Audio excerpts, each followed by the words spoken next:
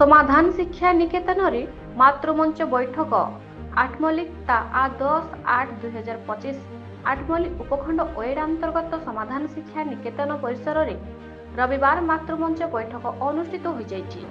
अध्यक्ष रमेश महांती सभापतित्व रे आयोजित एही बैठक रे अनुष्ठान निर्देशक विनय कुमार पटनायक उपस्थित रही शिक्षा क्षेत्र में छात्र छात्री मार भूमिका उपरे आलोचना करने सह शिशु मान प्रति माँ माने अधिक यत्नवान हेले शिशुर मानसिक शारीरिक बौद्धिकर विकास हो पार बोली मत व्यक्त करथिले।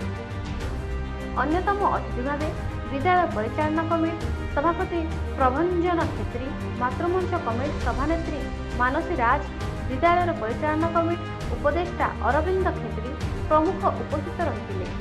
गुरुमा नलिनी प्रभात नलिनी क्षेत्री धन्यवाद अर्पण करथिले। गुरुजी नरहरि प्रधान, गुरुमा भूमिसुता साहू, गुरुमा मामाली तरिया समस्त प्रकार आयोजन करथिले।